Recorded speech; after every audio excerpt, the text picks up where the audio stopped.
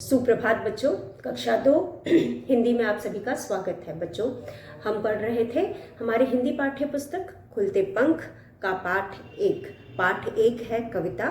तो बच्चों, पाठ 1 हमने खत्म कर लिया था। हम कर रहे थे इसका अभ्यास। तो चलिए, जो हमने पिछले वीडियो में अभ्यास किए थे उन्हें एक बार दोहराते हैं, उसके बाद हम पढ़ेंगे अगला पाठ। तो बच्चों, जैसा कि आप जानते हो, पिछले वीडियो में हम कर रहे थे सोचो और लिखो। सोचो और लिखो में बच्चों आपने देखा, यहाँ पे आप देख सकते हो पृष्ठ संख्या, आप पेज नंबर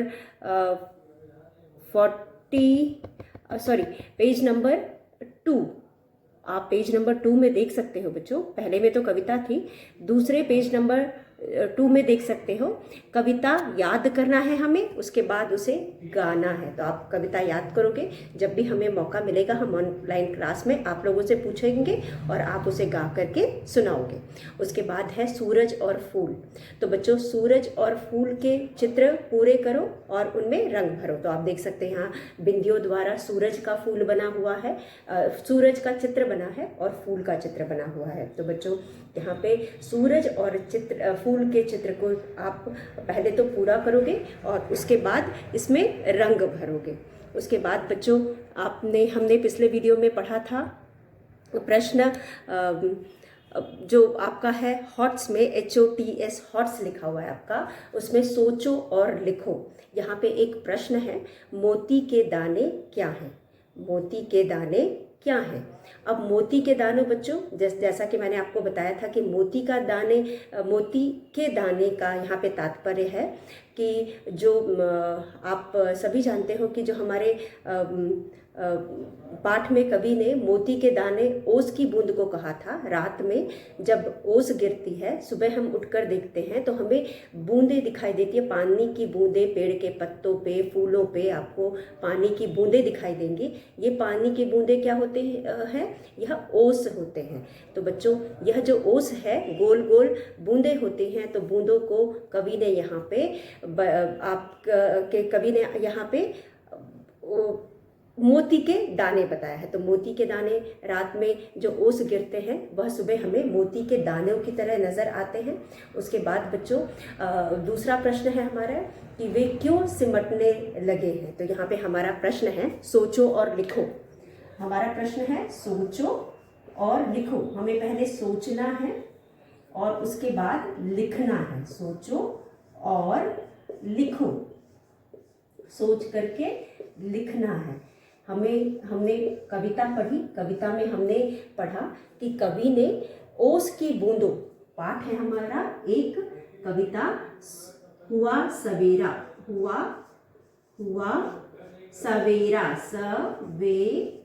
सवेरा। इसमें ओस के जो प्रश्न हमारा है, आप प्रश्न देख सकते हैं, हॉट्स में है ये प्रश्न। यहाँ हमें सोच करके फिर जवाब देना है। तो यहाँ पे जो हमारा प्रश्न है वह है मोती के दाने, म पर ओ की मात्रा, मो त पर बड़ी की मात्रा, मोती के दाने, मोती के दाने। यहाँ पे जो कवि ने कहा है मोती के दाने क्या हैं। तो आप इन दानों को आपने सब कविता पढ़ी और समझा। और दूसरा प्रश्न का भाग है वे क्यों सिमटने लगे होंगे। वे, व पे वे की एक ही मात्रा, वे क्यों, क पर यो बिंदी, क्यों सिमटने,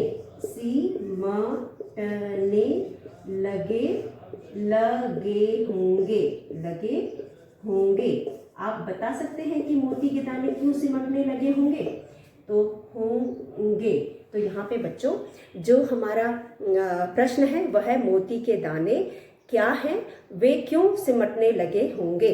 तो यहाँ पे आप देख सकते हो कि जो हमारा प्रश्न पहला भाग है प्रश्न का, मोती के दाने क्या हैं। मोती के दाने ओस की बूंदें हैं जो हमें पेड़ पर, फूल पर, पत्तों पर दिखाई देती है। जब सुबह उठ करके आप घर से बाहर निकलते हो, उसके बाद पेड़ों पर देखते हो, पत्तों पर देखते हो, तो हमें छोटी छोटी बूंदें दिखाई देती हैं। और यह बूंदें क्या हैं? ओस की बूंदें हैं। यह ओस है जो रात में गिरती है और हमें पत्तों पर बूंद के रूप में दिखाई देती है, क्योंकि यह गोल गोल होती है इसलिए कवि को यह मोती के दाने जैसे दिखती है। उसके बाद कवि ने दूसरा भाग है हमारे प्रश्न का, वे क्यों सिमटने लगे होंगे। सिमटने का मतलब होना उनका गायब होना, यानी कि धीरे धीरे वह लुप्त होने लगे या गायब होने लगते हैं। सिमटना यानी सिकुड़ना, कम होना या फिर धीरे धीरे खत्म हो जाना। तो यहाँ पे सिमटने का मतलब है कि पहले कम होते होते गायब हो जाना। तो यहाँ पे यह इसलिए गायब हो जाते हैं बच्चों, आप सभी जानते हो कि जब भी हम पानी को गर्म करते हैं तो वह गर्म होने के बाद भाप बन करके उड़ने लगता है, उड़ करके पानी कम हो जाता है। तो यहाँ पर भी जो जैसे जैसे धूप बढ़ती है या सूरज की गर्मी बढ़ती है, दिन निकलता है, दिन में हम आगे समय बीतता है, तो धूप की गर्मी, सूरज की गर्मी की वजह से ये पानी गर्म होकर के भाप बन के उड़ जाते हैं, यानी यह सिमट जाते हैं और गायब हो जाते हैं। तो बच्चों मुझे उम्मीद है प्रश्न आपको समझ में आया। प्रश्न का पहला हिस्सा है मोती के दाने क्या हैं। मोती के दाने ओस की बूंदें हैं और वे क्यों सिमटने लगे होंगे। वह इसलिए सिमटने लगे होंगे क्योंकि जैसे जैसे सूरज निकलने के बाद धूप आने लगती है, यह मोती के दाने गर्मी की वजह से भाप बन करके उड़ जाते हैं और गायब हो जाते हैं। तो इस तरह से बच्चों आपका हॉट्स यानी यह प्रश्न भी खत्म हो गया और मुझे उम्मीद है कि आपको समझ में आया होगा। अब बच्चों हमने कविता तो पढ़ ली है, कविता करने के बाद हम एक चीज़ और कविता में करते हैं, वो है वाक्य बनाओ। आप सभी ने कविता पढ़ी और कविता में से हम कुछ शब्दों को यहाँ पर चुनेंगे और उनके वाक्य बनाएंगे। तो जैसा कि आप जानते हो जो भी हम पाठ पढ़ते हैं या कविता पढ़ते हैं उनके हम वाक्य, उनमें से शब्द ढूंढकर उनके हम वाक्य बनाते हैं। तो यहाँ पे आप देख सकते हो हम कुछ वाक्य लिख सकते हैं। तो चलिए हमारा अगला अभ्यास है, सोचो और लिखो। आपको समझ में आ गया होगा, आप इसे समझ गए होंगे। उसके बाद तो अब हम यहाँ पे अगला हमारा प्रश्न है वाक्य बनाओ। वाक्य बनाओ, बनाओ। वाक्य बनाओ में हम वाक्य हर पाठ में बनाते हैं, प्रश्नों को लेकर के वाक्य बनाते हैं। तो यहाँ पर भी हम प्रश्नों को लेकर के वाक्य बनाएंगे। हम पाठ से कुछ शब्द लेंगे और उनके वाक्य बनाएंगे। तो यहाँ पे हम देख सकते हैं बच्चों की कविता में, आप आइए जरा कविता की तरफ देखिए बच्चों।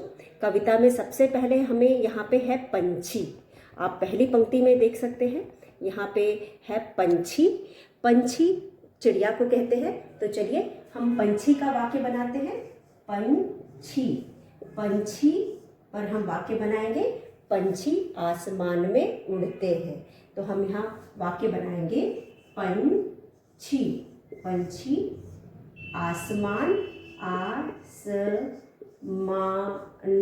आसमान में, म पर एक ही मात्रा में, उड़ते उड़ते हैं। पंछी आसमान में उड़ते हैं। तो बच्चों पंछी आसमान में उड़ते हैं, हमने पंछी का वाक्य बनाया है, इसलिए हम यहाँ पंछी के नीचे अंडरलाइन करेंगे या उसके नीचे एक रेखा खींचेंगे। तो बच्चों जैसा कि आप जानते हो पंछी हम चिड़िया को कहते हैं, तो हम पंछी के और भी कई वाक्य बना सकते हैं। हम कह सकते हैं पंछी घोंसले में रहते हैं, पंछी पेड़ पर रहते हैं, पेड़ पर भी रहते हैं, पंछी दाना खाते हैं, पानी पीते हैं। तो बच्चों इस तरह से हम कई सारे वाक्य बनाते हैं। पंछी अंडे देते हैं।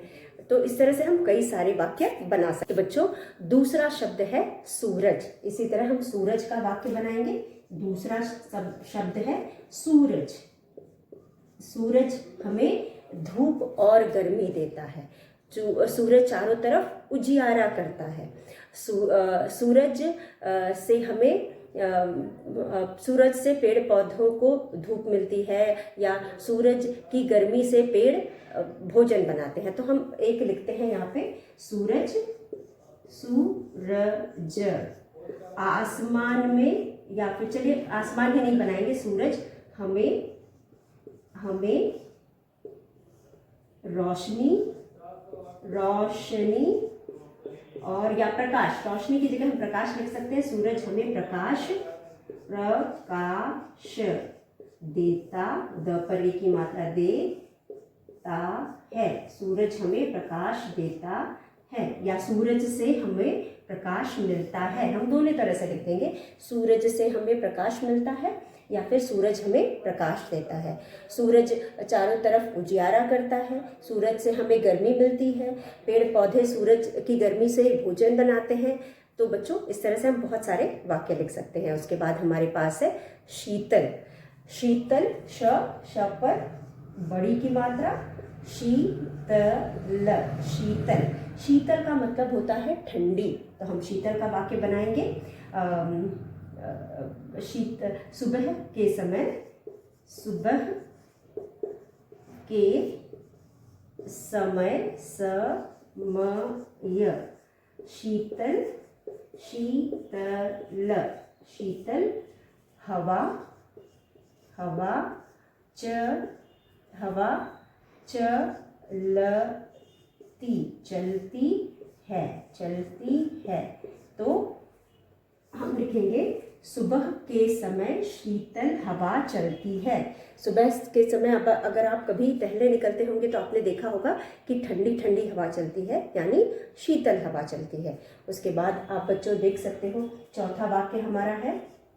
चौथा वाक्य हम बनाएंगे। हमें यहाँ पे और भी कुछ शब्द दिखाई दे रहे हैं, जैसे कि आप कह सकते हैं यहाँ पे कविता में अगर आप देखें, चुस्ती फुर्ती। चुस्ती फुर्ती का हम वाक्य बना सकते हैं बच्चों। चुस्ती, चौके छोटे की मात्रा, चुस्ती फुर्ती, फुर्ती। तो बच्चों व्यायाम, व्यायाम करने, करने, करने से हमारे, हमारे, हमारे शरीर, चलिए हम ऊपर लिख देते हैं, शरीर, शरीर, शरीर में चुस्ती, चुस्ती, फुर्ती, फुर्ती, फुर्ती, फुर्ती आती, आती है, आती है। तो चुस्ती फुर्ती व्यायाम करने से हमारे शरीर में चुस्ती फुर्ती आती है। तो बच्चों यह हो गया चुस्ती फुर्ती का। तो हम जिस भी शब्द का वाक्य बनाते हैं उसके नीचे अंडरलाइन करते हैं, उसके नीचे घेरा, उसके नीचे रेखा खींचते हैं। तो बच्चों अगला शब्द हो सकता है मेहनत। यहाँ पे हमारे पास है पांचवा, मेहनत, मेहनत, मेहनत, मेहनत करने, करने से, मेहनत करने से सफलता मिलती है, सफलता, सफलता मिलती है, मेहनत करने से सफलता मिलती है, मिलती,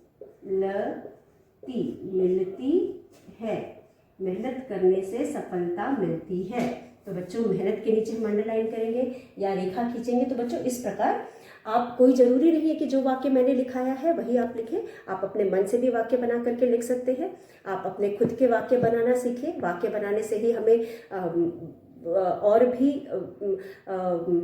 सेंटेंस फ्रेमिंग का या वाक्य बनाना आता है। जितना ही आप कोशिश करेंगे उतना ही अच्छे आप वाक्य बना सकेंगे। तो बच्चों आप अपने आप, कोई ज़रूरी नहीं कि यही जो वाक्य मैंने यहाँ लिखा है आप इसी को लिखें या याद करें, आप खुद के भी वाक्य बना सकते हैं। तो चलिए एक बार हम दोहराते हैं, वाक्य बनाओ। पहला वाक्य है बच्चों पंछी। पंछी आसमान में उड़ते हैं। पंछी कहाँ उड़ते हैं? आसमान में उड़ते हैं। सूरज, सूरज हमें प्रकाश देता है। सूरज से हमें प्रकाश मिलता है या सूरज हमें प्रकाश देता है। शीतल, सुबह के समय शीतल हवा चलती है। सुबह सुबह अगर आप कभी टहलने को निकलते होंगे तो आपने देखा होगा कि बाहर ठंडी ठंडी हवा, ठंडी का मतलब शीतल, शीतल का मतलब ठंडी होती है, शीतल हवा चलती है। आप महसूस करेंगे कि सुबह की जो हवा होती है वो ठंडी होती है और हमें बहुत अच्छी लगती है। उसके बाद चुस्ती फुर्ती, व्यायाम करने से हमें हमारे शरीर में चुस्ती फुर्ती आती है। अगर आप व्यायाम करेंगे तो आपके शरीर में चुस्ती फुर्ती आएगी, आपका शरीर काम करने के लिए चुस्त और दुरुस्त हो जाएगा और फिट हो जाएगा। उसके बाद मेहनत करने से सफलता मिलती है। तो बच्चों इस तरह से आप इसे अपनी कार्य पुस्तिका में लिखेंगे। और हमने इस पहला पाठ 1 कविता पूरा कर लिया है। हुआ सवेरा आप कविता याद करेंगे, बुक के एक्सरसाइजेस आप बुक में करेंगे, अभ्यास कार्य आप बुक में करेंगे, क्लास वर्क कॉपी में कठिन शब्द करेंगे, कविता लिखेंगे बच्चों सबसे पहले, उसके बाद कठिन शब्द करेंगे, शब्दार्थ करेंगे और लिखित प्रश्न उत्तर करेंगे और उसके बाद बच्चों आप वाक्य बनाव करेंगे। तो इतना कार्य आपको क्लास वर्क कॉपी में करना है। तो बच्चों चलिए हम अब आगे का पाठ करते हैं। तो बच्चों इससे पहले कि हम आगे बढ़े चलिए कुछ चर्चा कर लेते हैं। अभी हमारा पाठ 1 खत्म हो गया है, चलिए हम कुछ चर्चा कर लेते हैं। जैसा कि आप जानते हैं बच्चों, हम सभी के दोस्त होते हैं या मित्र होते हैं। मित्र का मतलब क्या होता है? क्या आप मुझे बताएंगे मित्र का मतलब क्या होता है? और आप सभी के भी मित्र हैं? क्या आप सभी के मित्र हैं बच्चों? तो बच्चों मित्र का मतलब होता है वह इंसान जो समय पड़ने पे हमारी मदद करता है या हमारे सुख में दुख में हर वक्त हमारे साथ रहता है। जीवन में हम बहुत सारे लोगों से दोस्ती करते हैं, लेकिन अच्छा दोस्त वही कहलाता है जो हमारे मुसीबत में हमारी मदद करे, समय पड़ने पर हमारे काम आए। तो बच्चों आप अच्छा बताओ, जब आप दोस्ती करते हो तो क्या सोच समझ के करते हो कि कौन छोटा है, कौन बड़ा है, कौन पैसे वाला है या कौन सुंदर है, और या कौन अच्छा गाता है, कौन पढ़ने में अच्छा, क्या ये सारी बातें सोच करके आप दोस्ती करते हो? क्या ये सारी बातें बेटा आप सोच करके दोस्ती करते हो? बिल्कुल नहीं। जब हम दोस्ती करते हैं तो हम पहले तो दोस्ती किसी से भी करते हैं, लेकिन धीरे धीरे जब हम उसके साथ रहने लगते हैं तो हमें समझ में आता है कि किसके साथ हमें दोस्ती करनी चाहिए और किसके साथ नहीं करनी चाहिए, कौन हमारे लिए अच्छा है, कौन हमारे लिए बुरा है। तो कभी कभी हम दोस्ती करने के बाद भी दोस्त को छोड़ देते हैं, कभी कभी दोस्त हमें धोखा दे देता है या समय हम पर हमारी मदद नहीं करता, तो हम वहाँ पे ऐसे दोस्त की दोस्ती छोड़ देते हैं। तो बच्चों आज हम दोस्त के बारे में क्यों बात कर रहे हैं? हम आज दोस्त के बारे में इसलिए बात कर रहे हैं क्योंकि जो हमारा अगला पाठ है वह भी दोस्ती के बारे में है। तो अगले पाठ में हम 2 लोगों की दोस्ती के बारे में पढ़ेंगे। तो उससे पहले बच्चों कुछ और हम बातें कर लेते हैं। तो क्या आपने जिसे भी दोस्त अभी तक बनाया है वो आपकी मदद करता है? किस तरह की मदद करता है? आपको अपना सामान देता है, आपको अच्छी अच्छी चीज़ें ला के देता है, आपको गिफ्ट्स देता है, इसलिए आप उससे दोस्ती करते हो? नहीं बच्चों, हमें दोस्ती ऐसे लोगों से करनी चाहिए जो हमारी समय पे मदद करें, हमारे पास कुछ न होते हुए भी हमारे सुख दुख में हमारे साथ हो। तो बच्चों इसलिए हम सबसे बात करते हैं, हम सबसे जान पहचान करते हैं, लेकिन दोस्ती हम तब करते हैं जब हमको यह लगने लगता है कि ये इंसान हमारे दोस्त बनने लायक है, या जब भी हमें कोई परेशानी आएगी या हम किसी विपरीत परिस्थिति में होंगे तो यह हमारी मदद करेगा। तो बच्चों ये सारी बात करने के बाद अब मैं आपसे अपने अगले पाठ के बारे में बात करना चाहूँगी। हमारा अगला पाठ है बच्चों पाठ 2। हमारा अगला पाठ 2 है चिड़िया और हाथी। आप सभी जानते होंगे चिड़िया जो होती है छोटा जानवर होता है और हाथी बहुत विशालकाय होता है।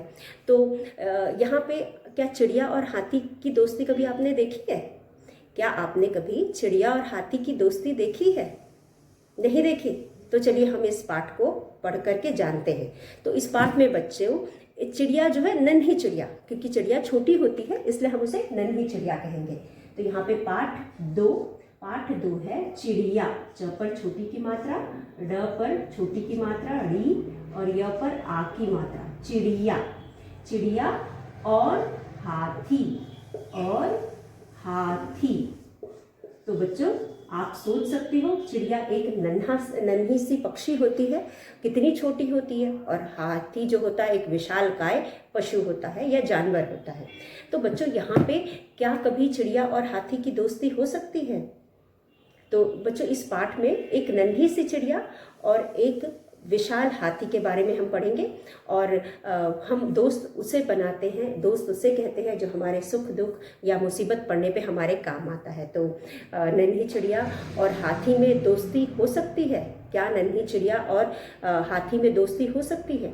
अब दोस्ती में कोई छोटा या बड़ा नहीं होता, जैसे मैंने बताया शरीर से या फिर पैसे रुपए से या फिर किसी भी तरह से छोटा बड़ा होने से और दोस्ती से कोई मतलब नहीं है। जो भी हमारे समय में काम आ जाता है, जो भी हमारे साथ अच्छे से रहता है, हम उसे अपना दोस्त बना सकते हैं। तो यहाँ पर भी चलिए देखते हैं किस तरह से यह एक दूसरे की मदद करके एक दूसरे की दोस्त बनते हैं।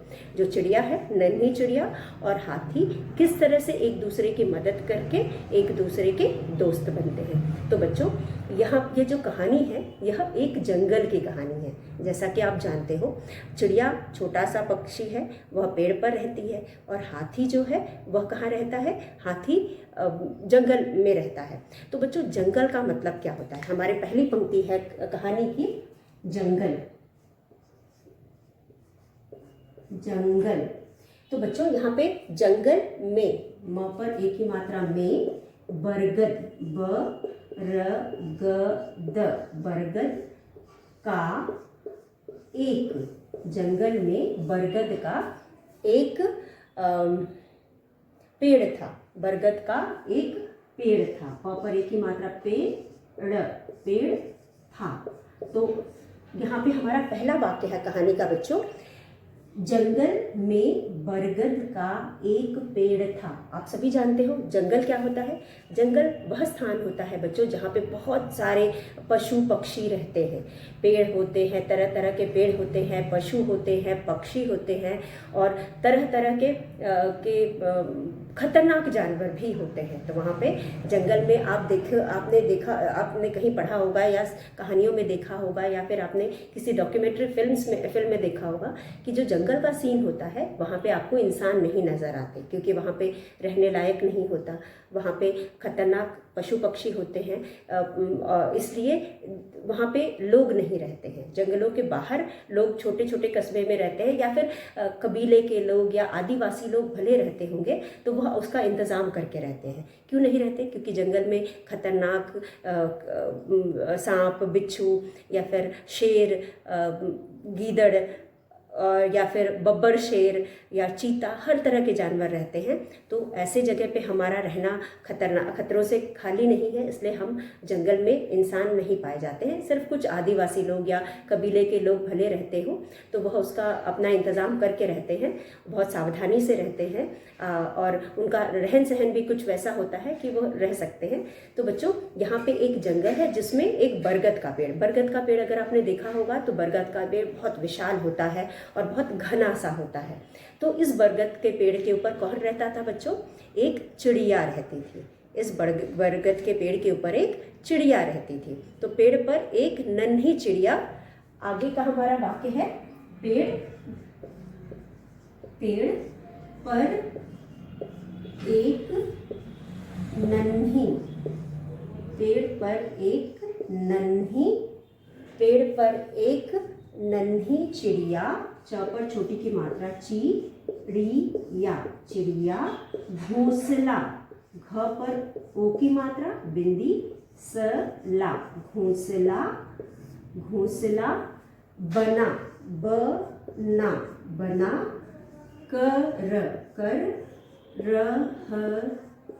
रहती थी।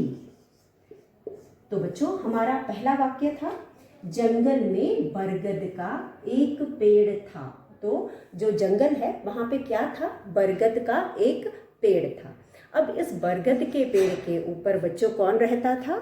इस बरगद के पेड़ के ऊपर एक नन्ही चिड़िया रहती थी। दूसरा वाक्य है, पेड़ पर एक नन्ही का मतलब होता है छोटी, नन्ही का मतलब छोटी होता है। तो बरगद पर एक नन्ही चिड़िया रहती थी। अब नन्ही चिड़िया किस में रहती थी? घोंसला में रहती थी। घोंसला क्या होता है बच्चों? घोंसला चिड़िया के रहने का स्थान होता है। जैसे हम घर में रहते हैं, चिड़िया कहाँ रहती है? चिड़िया घोंसले में रहती है। हम जिस प्रकार किस में रहते हैं? हम घर में रहते हैं, उसी प्रकार चिड़िया घोंसले में रहती है। बच्चों आप जानते हो चिड़िया जो होती है घोंसला रहने के लिए नहीं बनाती, बल्कि ये सिर्फ अंडे देने के लिए बनाती है। चिड़िया को जब भी अंडा देना होता है वह एक नया घोंसला बनाती है। एक बार उसने घोंसला बनाया, अंडा दिया, अंडा जब तक चूजा जब तक अंडे से बाहर नहीं आ जाता तब तक वो उसको सेती है, और उसके बाद जैसे ही चूजा अंडे से बाहर आ जाता है, जो चिड़िया होती है उसको उड़ना सिखाती है। और एक बार चूजा उड़ करके उड़ना सीख जाता है, अपने लिए दाना पानी ढूंढना सीख जाता है, तो यह जो चिड़िया होती है अपने घोंसले को छोड़ करके उड़ जाती है। तो बच्चों यहाँ पर भी जो चिड़िया है वह घोंसला कहाँ बनाती है? पेड़ पर बनाती है, और यह जितनी बार अंडे देती है उतनी बार घोंसला बनाती है। और जब तक तो बच्चों जब तक कि चूजा वापस फिर से उड़ना नहीं सीख जाता, या चूजा अपने हाथ पैर पर नहीं खड़ा हो जाता, वो अपने लिए दाना पानी ढूंढना नहीं। हम सभी जानते हैं कि चूजा का क्या काम है? चूजे का काम है अपने लिए दाना पानी ढूंढना। तो एक बार वो दाना पानी ढूंढना सीख जाता है, उड़ना सीख जाता है, तो वह उसे छोड़ देती है। तो जैसे हमारे माँ बाप, हमारे मम्मी पापा हमारा जीवन भर केयर करते हैं, या हमारे साथ रहते हैं, हमारी देखभाल करते हैं जब तक कि हम नौकरी नहीं करने लगते, या फिर उसके बाद भी वो हमारे साथ रहते हैं। लेकिन पक्षियों में ऐसा नहीं होता। जो पक्षी होते हैं, जब उनके चूजे या उनके बच्चे अपने लिए दाना पानी ढूंढना सीख जाते हैं, या उड़ना, जिस चिड़िया का काम उड़ना होता है, उड़ेगी, उड़ना सीखेगी तभी वो अपने लिए दाना पानी ढूंढ पाएगी। तो एक बार वो दाना पानी ढूंढना सीख जाते हैं तो नन्ही चिड़िया घोंसला बनाकर रहती थी। तो बच्चों जो बरगद का पेड़ था उस पर नन्ही चिड़िया घोंसला बनाकर रहती थी। तो बच्चों घोंसला वह जगह है जहाँ पे चिड़िया रहती है। अब बच्चों जितना हमने यहाँ पे पढ़ा है उसमें हम देखते हैं बच्चों यहाँ पे जंगल क्या है? यह संज्ञा शब्द है। आपने संज्ञा शब्द के बारे में पढ़ा है। किसी भी स्थान के नाम को हम संज्ञा कहते हैं।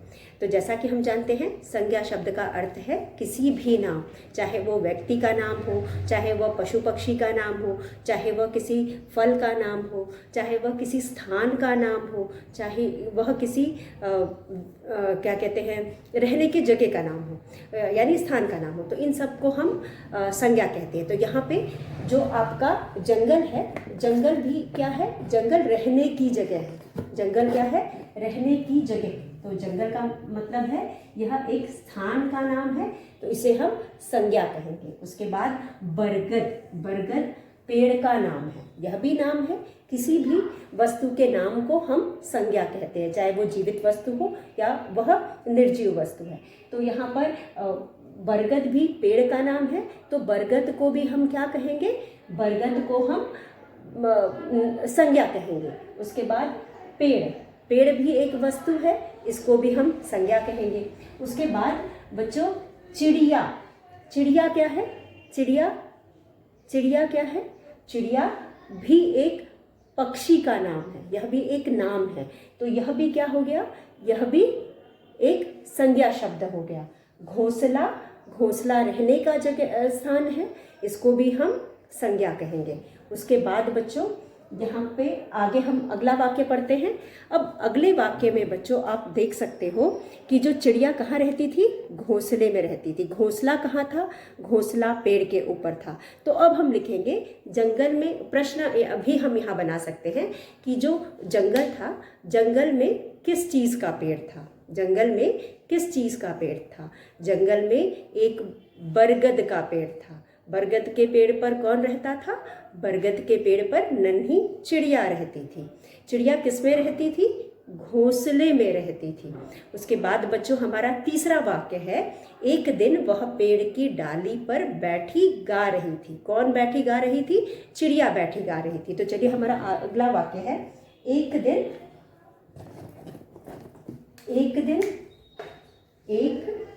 दिन वह पेड़, क पर एक की मात्रा पेड़, की, क पर बड़ी की मात्रा की, डाली, ड पर आ की मात्रा डा और ल पर बड़ी की मात्रा ली, पर बैठ कर गा रही थी, गा रही थी, गा रही थी। अब बच्चों यह हमारा अगला वाक्य है। अगले वाक्य में हमारे पास है एक दिन। एक दिन क्या हुआ? वह यानी नन्ही चिड़िया पेड़ की डाली। डाली क्या होता है बच्चों? पेड़ की टहनियों को हम डाली कहते हैं। पेड़ में टहनियाँ होती हैं, उन टहनियों पे फूल उगता है, पत्ते आते हैं, उनको हम डाली कहते हैं। तो डाली पर बैठकर गा रही थी। क्या कर रही थी? गा रही थी। गा रही थी यहाँ पे क्या हो गया? क्रिया शब्द हो गया। गा रही थी क्रिया शब्द हो गया, क्योंकि यहाँ पे काम के होने का पता चल रहा है तो हम इसे क्रिया शब्द कहेंगे। और पेड़ भी हमने जान लिया। डाली, डाली भी क्या है? यह भी संज्ञा शब्द है। तो बच्चों इस तरह से आपने यहाँ पे देखा कि इस पाठ में देखा कि किस तरह से एक चिड़िया है वह कहाँ रहती है। अभी हमने कहानी शुरू की है, हमने सिर्फ इसका पहला अनुच्छेद भी हमने पूरा नहीं पढ़ा है, लेकिन आज के वीडियो का हमारा समय समाप्त होता है, इसलिए बच्चों हम अगले वीडियो में अगले पैराग्राफ के साथ मिलेंगे। तब तक के लिए धन्यवाद। जो भी आज हमने पढ़ा उसे पढ़ लीजिएगा, दोहरा लीजिएगा। एक बार फिर हम आपसे मिलेंगे, तब तक के लिए धन्यवाद। घर पर रहिए, सुरक्षित रहिए।